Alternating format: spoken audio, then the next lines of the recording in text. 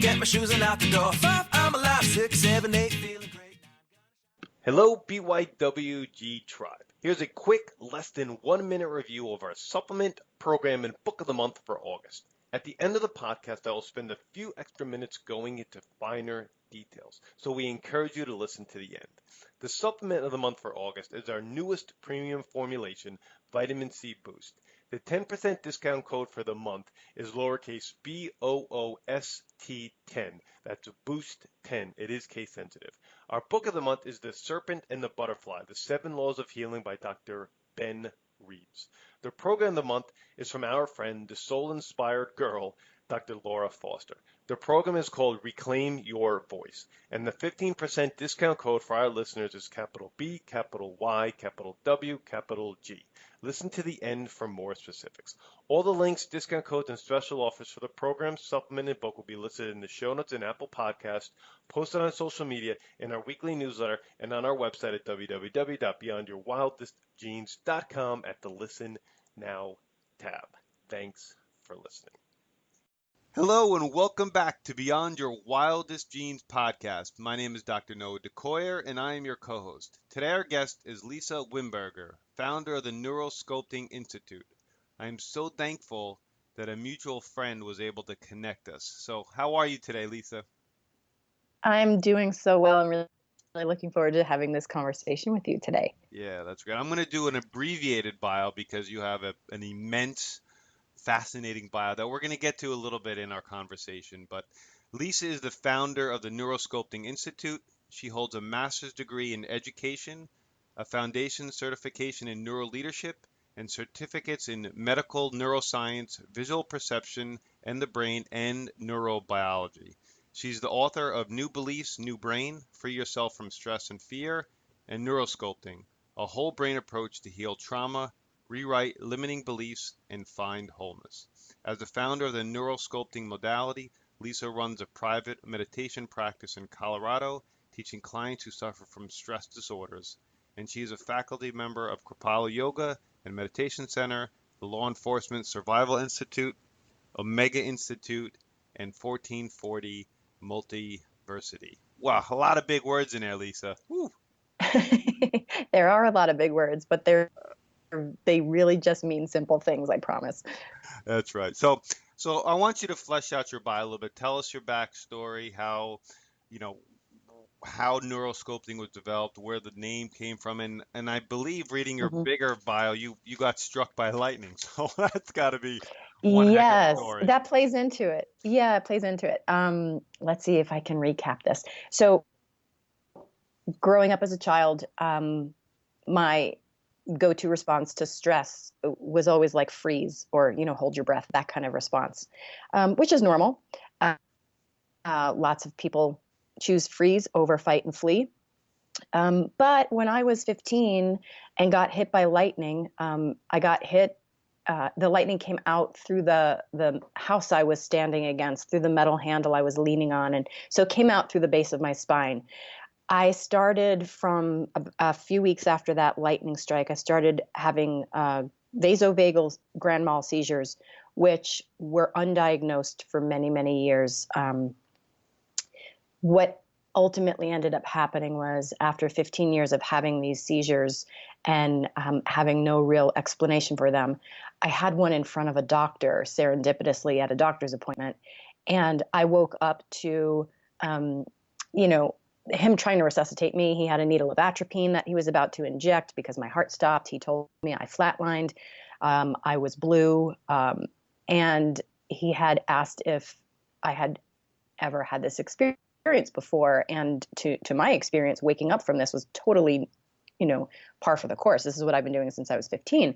So when I told him, and they sent me to the hospital, determined I wasn't epileptic, they said, you have vasovagal grand mal seizures, which is a very extreme form of vasovagal syncope. All these big words thrown at me. And ultimately they said the magic word, which was, this is induced and exacerbated by stress. Now, the other part of the backstory is I had been meditating since I was 12. I had no clue how I could have a stress disorder when I had been meditating almost my entire life. So these two things were so incongruent that I said, I need to know more. So that's why I went on to study everything I could about my central nervous system, about neurobiology, about vasovagal syncope and cranial nerve 10 and all this stuff. What it came down to was I had a hyperactive vagus nerve, probably exacerbated by this lightning strike. It was causing me profound freeze response, and I needed to get out of this loop. And stress was the culprit. So I understood from my courses that neuroplasticity could change even unconscious autonomic patterns. And because I believed this with 100% of my soul, I knew I could apply this to my seizure response to stress. So I took my meditation practice and I ripped it apart. I backwards engineered it, and I realized there's a lot missing. There were strategic components missing that could have spoken to my brain differently. There were things I could do with intention and strategy with my thoughts that would downregulate various parts of my brain, upregulate other parts, and actually prime my brain for a neuroplastic boost of belief so that what I was mentally meditating on would become more real to the brain. So I put a structure in place to mentally rehearse a different response to stress, the opposite of seize. I literally went with this process and rehearsed fighting, kicking, screaming, punching, anything that was not a seizure.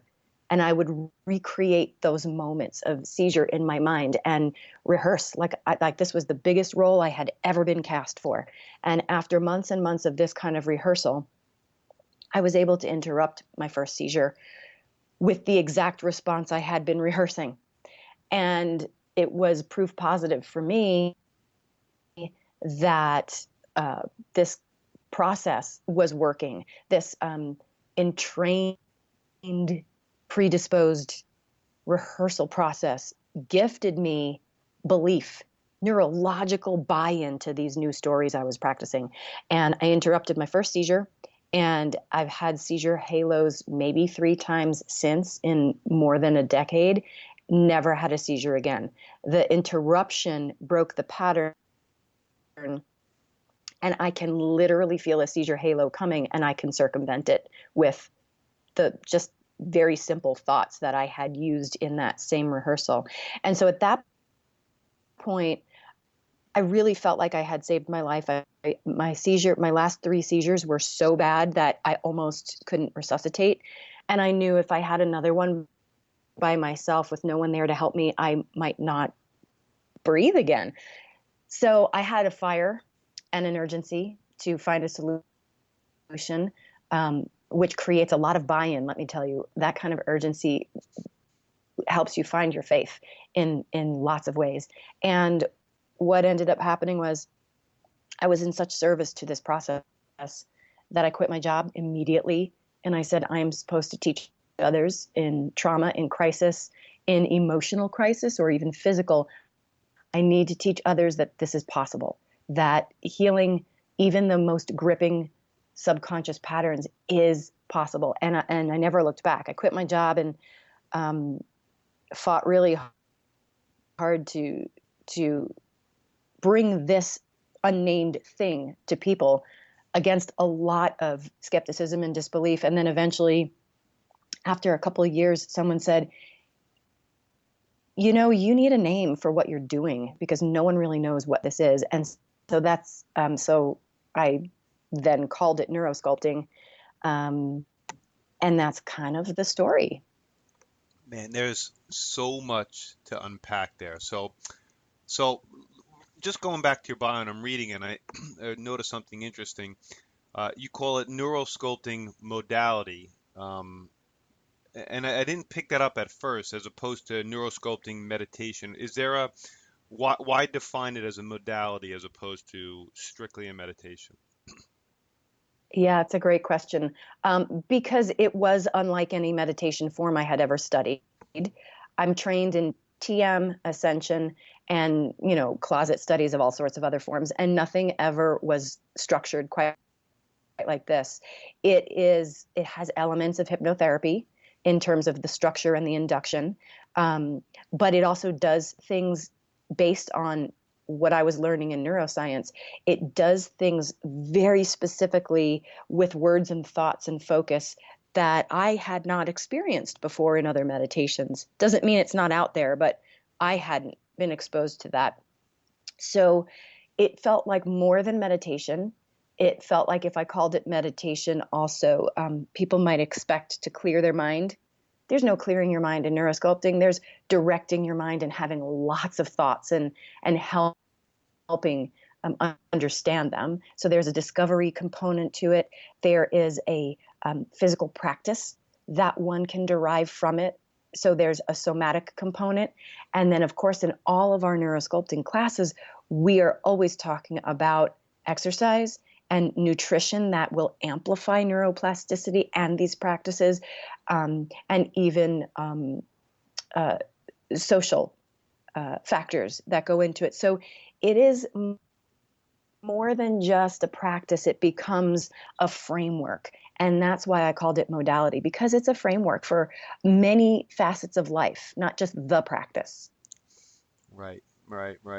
And the concept that you've talked about so beautifully of neuroplasticity is, I don't know exactly how many years ago, but it wasn't that many years ago when we didn't believe that the nervous system and the brain was neuroplastic. Now we have this and many other modalities that help the brain develop, heal, grow new nerve cells, and that concept alone is empowering. Is so empowering.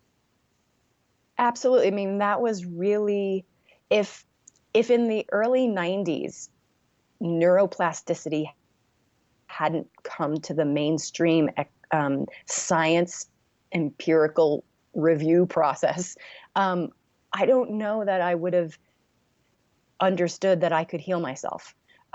Like you said, it's recent. It wasn't really until the 90s where Dr. Michael Merznick was doing all sorts of neuroplastic experiments with macaque monkeys, and people were experimenting with phantom limb syndrome approach, where you could trick a mind into quieting an entire neural network of pain. This was revolutionary because before that, father of neuroscience, Ramani Cajal, at one time they maintained that the brain was fixed, and that's a pretty limiting prescription if you think about it. You mean my patterns can never be changed? I'm so fortunate that I was born at a time where people were starting to discover neuroplastic capacity, because it equals hope. Neuroplasticity is the science word for hope. Yes. Now, I'm gonna speak from my experience. Yet I believe it's the experience of many other people that are listening to this podcast. I have a raging monkey brain. Mm-hmm. I've locked down my diet. I've locked down my exercise. My sleep is a little bit of a work in progress, but my final frontier has always been, for years, meditation, because I cannot, or I have a very difficult time calming my monkey brain. And if I do, it's in the evening and I immediately fall asleep and may or may not get the full benefit from the meditation. What I enjoy and why I have taken a liking tremendously to neurosculpting is that there is a lot of thought during the meditation. But as you said, you're integrating each part of your brain during the meditation. You're thinking about the inner cells of your cheek, or the space in between your toes, or a made up animal, or a color, or spelling a word, even spelling a word backwards while you're meditating. And that has been a massive game changer for me. Mm-hmm. It's interesting. I'm going to use the analogy that I learned many years ago. It's kind of I can't remember if it's Apache or not, but I learned this technique when I was at tracker school studying primitive survival skills.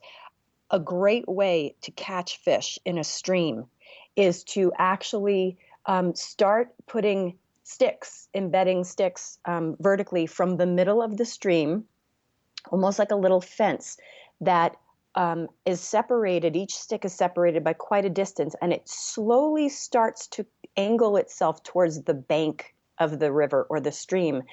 And as it starts to angle itself, you put the sticks closer and closer together. So the fish don't get that they're being corralled, and that eventually they're just going with the current. But because you've directed it, they end up exactly where you want them to. And so you just go to the end point of that corral, and the fish are in a pool waiting there for you.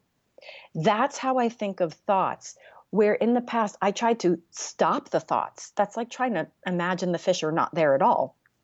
I tried to have no thought. Again, like, comparing it to fish in a stream, they're there. I tried to chase them. Well, good luck with that. You know how slippery fish are. So instead, I applied this kind of analogy. What if I could follow them and gently create a framework to move them to a certain endpoint? So therefore, I don't have to stop my thoughts. I'm allowed to have them. Thank goodness I'm allowed to have them, because I have way too many of them. And in a meditation, I was always frustrated like you. I couldn't turn my thoughts off. But with neurosculpting, we actually ask you to have thoughts. We give you permission to have them. We help you follow the current of those thoughts. We help you sort of notice where they embed themselves in your body, and then you just go to that source and you start addressing them from there.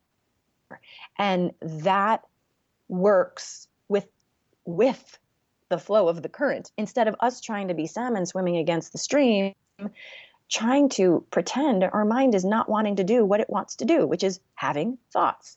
So a lot of neurosculpting incorporates, like you, my own frustration with this very lofty task of trying to clear your mind.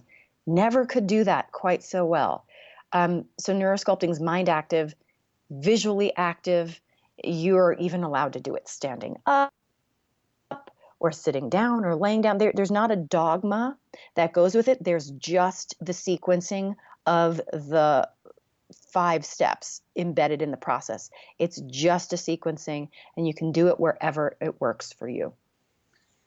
There's also some tapping with your non-dominant hand. Is that a take from like EFT or any kind of emotional freedom technique, or is that am I just reaching for straws there?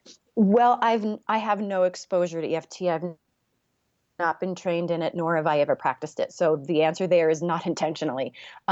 The science reason for tapping and with the non-dominant hand is twofold. One, at any moment of a perception that we want to remember, that's when we tap. The reason being, if the brain is focusing on a thought and we couple another experience with that thought, we boost the value of the thought to the brain because we're using more real estate. So for instance, if I smell something at the time of a profound thought, they're going to link. And that's why a smell can give you a flashback. If you use a motor skill, like moving your hand, fingers, toes, during a profound experience, it will start to link. And with repetition, that motor motion will then evoke a recall of that perception. It's basically, we're tapping because of Hebb's law of neuroplasticity, where we want unrelated neurological events to happen simultaneously over time, repeating them so that we link them. So we have extra doorways into that perception. So that's why we tap. I don't know why EFT taps, but the reason we tap specifically with a non-dominant limb is because we can yet further boost the neuroplasticity of any moment if we create a sense of, ooh, that's interesting, to the brain. Now, using your dominant limb doesn't make your brain say, "Ooh, that's interesting." But using your non-dominant limb sparks a little bit of, "Oh, that's not what I would normally do." So we're maximizing the opportunity at a key perception to give ourselves triggers to go back to that perception when we need it. We're boosting the plasticity of it by bringing in sensory and motor cortex. We are boosting the plasticity of it by using non-dominant hand. And now any hand gesture you make at that moment and repeat over time will eventually harken back to some kind of subconscious association with that perception. And that's how we help people exercise throughout the day. Without having time to meditate, you have time to make your hand gestures. Right. It's kind of akin to Pavlovian training, but you're doing it to yourself strategically, so you have doorways in to your practice. Yeah, the concept of introducing smells and scents and essential oils during your meditation is unique and interesting and neurologically linking as well. So the whole process has been very fascinating to me. You know, with smell in particular, it's much easier to entrain to because the olfactory, locus of control is really only like one synaptic gap away from the emotional limbic center, fight or flight center. So the fastest way to map to a random trigger is through smell.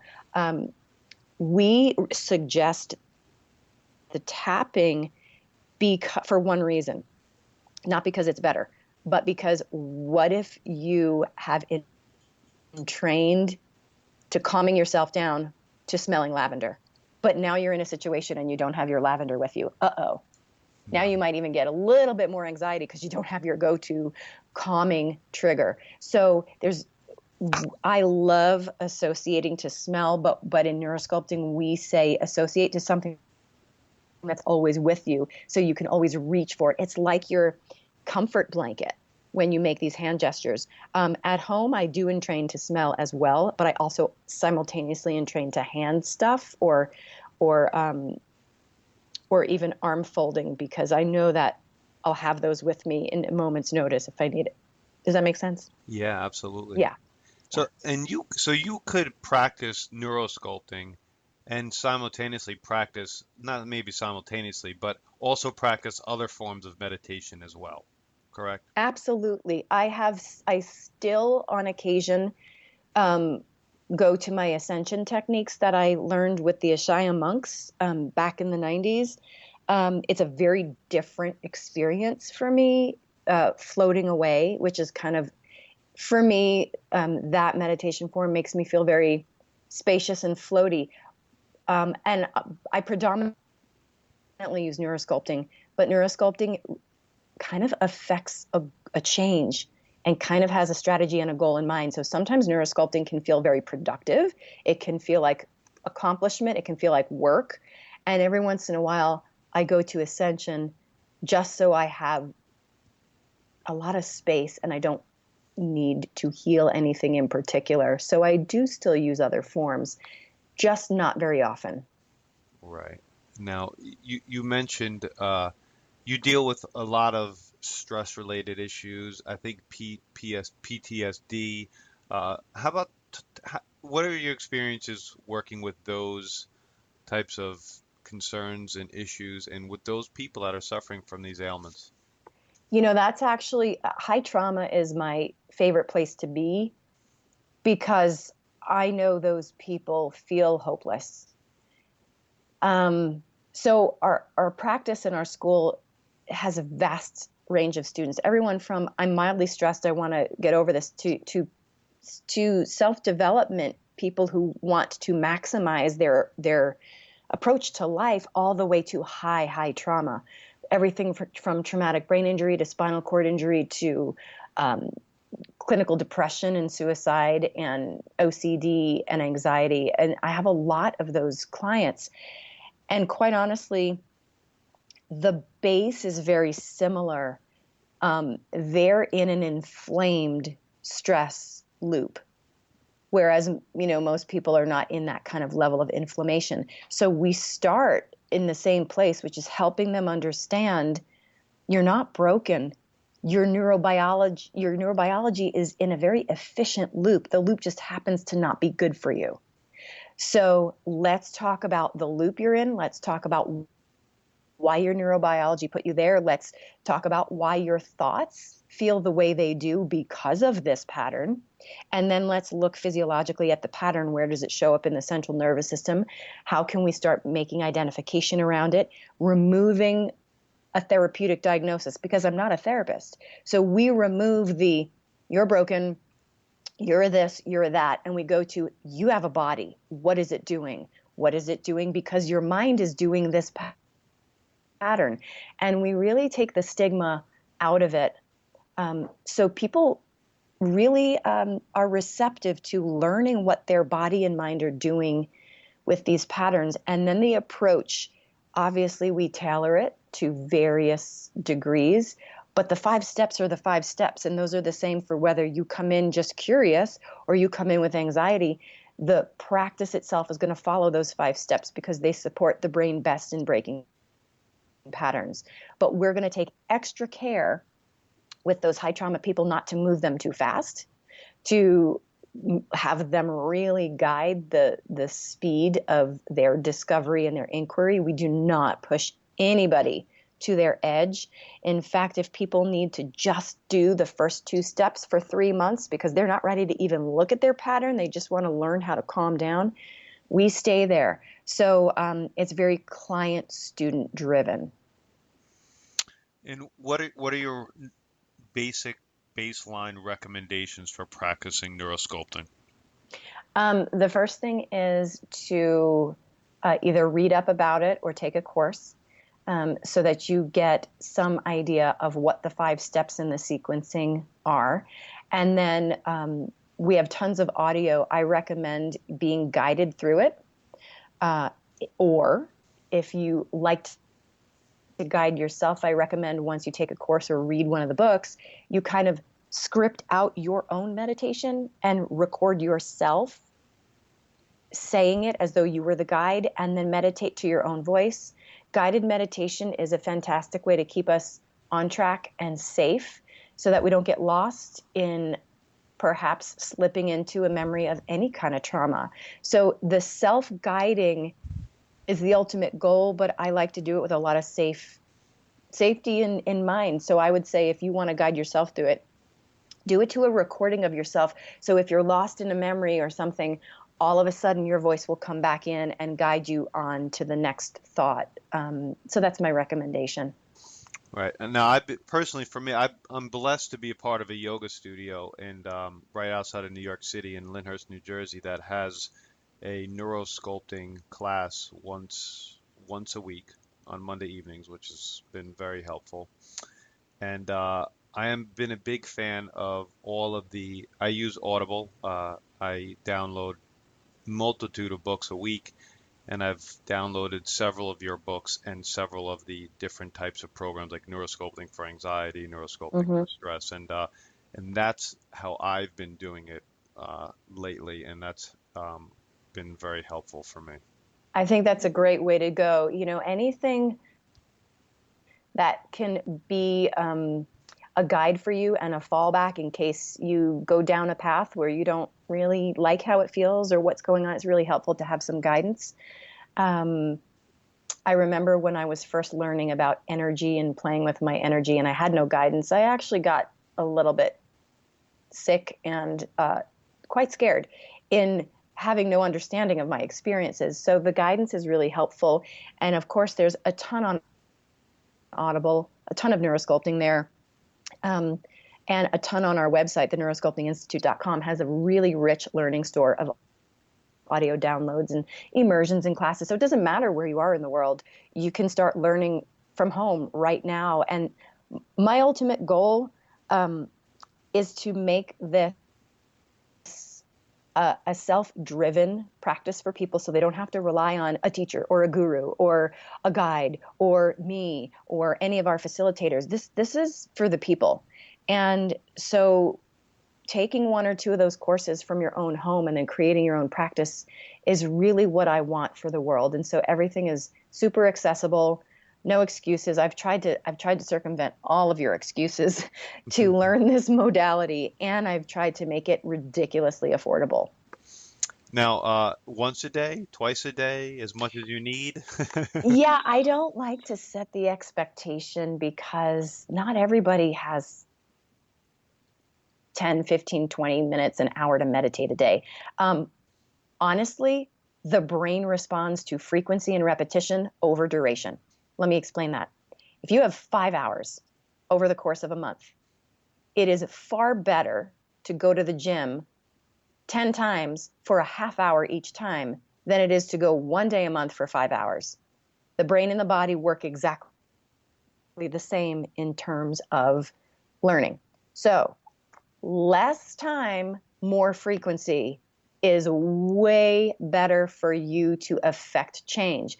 So don't beat yourself up if you only have 10 minutes a day, 3 times a week. That's far better than trying to do 30 minutes once a week. So when you ask that question, I say it's up to the person. Every day is better than once a week. 3 times a week is better than once a week. And shorter durations is better than longer if it helps you add frequency. I got to tell you a funny story. I listen to most of my audios on 2 times speed or 1.5 times speed. So I was doing the initial neurosculpting meditation. I was doing at 1.5, and then I'm sitting there and I'm like, wow. For a while I'm sitting there, wow, that was a really fast meditation. And then I realized, That is man, I said, man, I'm listening. And then I realized that.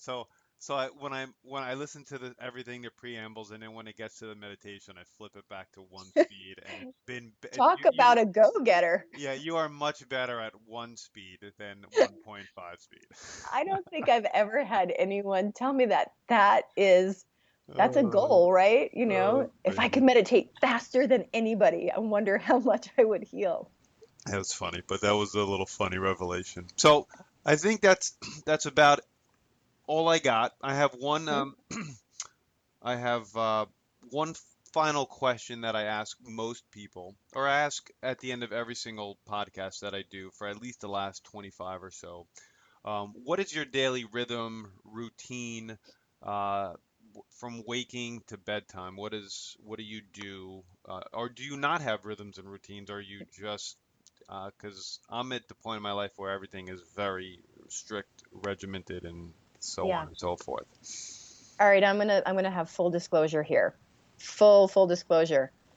I would like a routine. My goal is to have one, but the truth is I don't. I put literally on my calendar meditation time and practice time. And then I wake up and something happens. And my daughter's carpool doesn't come and I have to take her to school. Well, that was my meditation time. So now I have to be okay with my schedule changing. So I start with a schedule in mind and a routine in mind, but I do not beat myself up if it has to move or change. But I absolutely know if I've gone too long without meditation because I'm not my best self. So I will make it a point to, if I miss a day of meditation, and that sometimes is only 10 minutes, people, I absolutely make sure I give something up tomorrow to put that 10 minutes of meditation in. So the routine is a goal. It is not a hammer or a punishment, and it is in flux with real life and busy chaos.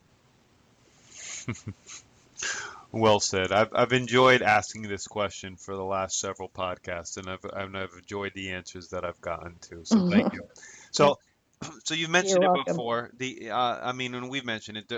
The best way to find out about neurosculpting is from the website neurosculptinginstitute.com.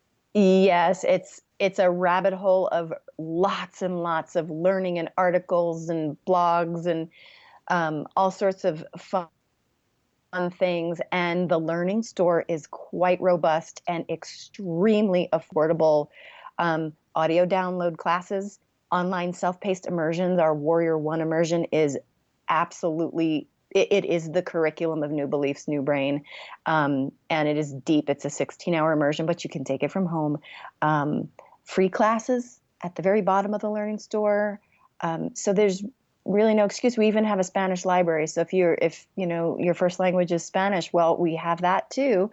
So it's rich. It's a rich portal. We also have a community forum.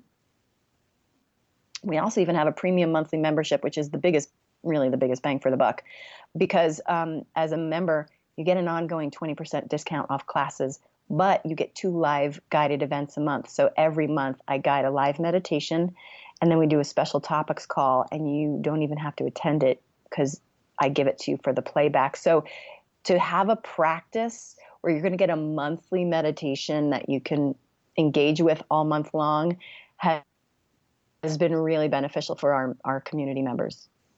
That's great. That's great. Do you have any last words for our audience, Lisa? Yeah, no matter what is going on, no matter how scary and how hopeless it is, the brain is resilient. The brain will eventually shift your emotions and your perspective.